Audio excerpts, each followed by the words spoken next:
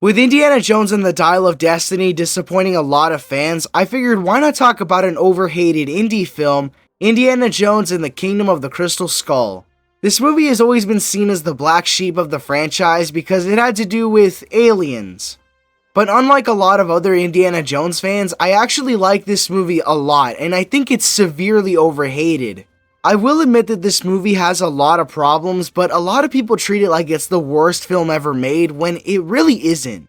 So without further ado, let's talk about the good, the bad, and the Mutt Williams. Yeah, let's get the biggest one out of the way first, Mutt Williams as a character. As a kid, I never liked Mutt because I couldn't accept that this dude was Indy's biological son. But when you really think about it, Indy probably has a whole family out there that we don't know about. And after rewatching this movie after years of not seeing it, I actually like Mutt's character a lot more. Harrison Ford and Shia LaBeouf actually have a lot of good on-screen chemistry. Mutt is a punk teenager while Indy is this awesome father figure, and watching them on screen is actually really fun. And unlike the Mary Sue from Dial of Destiny, I actually think Mutt is an interesting and flawed character.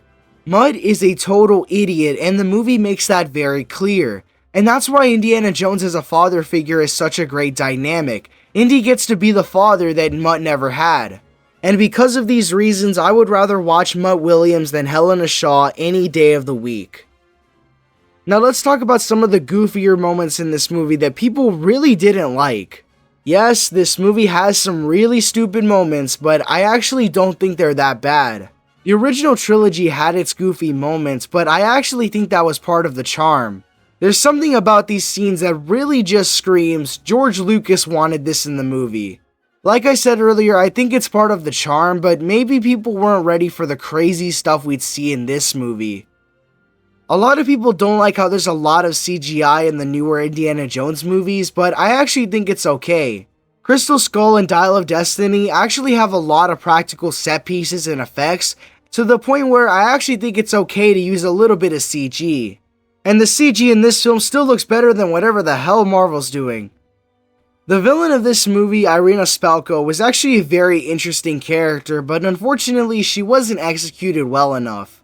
While the villain of the movie was pretty lackluster, the side characters weren't. I've already talked about Mutt Williams being a decent character, but we also got Karen Allen back as Marion Ravenwood. Oxley was an interesting character because he had literally lost his mind, and while Mac was not an amazing villain or side character, he was okay. I also think that Harrison Ford was the perfect age to play an old Indy. In this movie, Indy is just old enough to be considered old, while also being just young enough to get into fights. Unlike Dial of Destiny, where it's a little weird to see an 80-year-old getting into fights. One thing that makes this movie better than Dial of Destiny is that it was directed by Steven Spielberg. Because the movie was directed by Spielberg, the whole movie looks and feels like an Indiana Jones adventure. When you really look at the way this movie is shot, the way it looks, the way it feels, it really does feel like an Indiana Jones movie. I've been trying to put this off to the side for a while now, but let's talk about the aliens. As a kid, I never liked how there were aliens in this movie because it just felt too disconnected from what Indiana Jones was. But if you really start to look deeper into the Indiana Jones universe, aliens are not the weirdest thing that Indy has encountered. Indy has encountered yetis, dinosaurs, mystical creatures, dragons, and even Dracula. And did I forget to mention a cyborg Nazi? I think it's safe to say that aliens are not the weirdest thing in this universe. Now that we talked about one of the worst things about the movie, the aliens, let's talk about one of my favorite things about the movie, the ending. After watching Dial of Destiny and getting a very disappointing ending, it really made me appreciate the ending of Crystal Skull a lot more. Crystal Skull ends with Indy finally getting married to the love of his life, Marion, while also adopting and accepting Mutt Williams as his son. The movie also reassures us that there will never be another Indiana Jones.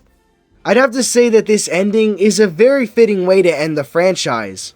The movie ends with Indy finally settling down, having a son, having a wife, and it's just a very good ending. I know a lot of you guys in the comments are going to be saying that Last Crusade had the perfect ending to Indiana Jones, and I totally agree with you guys, but for an ending that had to take place after Last Crusade, I think this movie really nailed it. Indiana Jones and the Kingdom of the Crystal Skull. It's overhated and underrated.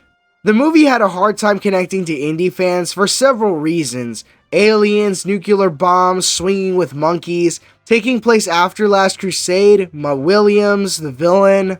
The movie has some problems here and there, but I will never understand why so many people hate this film. For the most part, this movie is actually pretty well put together, and it's not a bad movie by any means. As a kid, this was always my least favorite indie film, but never because I thought it was bad, I just didn't like it as much as the original trilogy.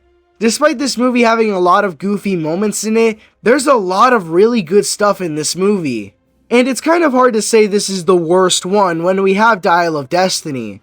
I'd recommend giving this movie another watch whenever you get the chance because there might be a little more treasure than meets the eye.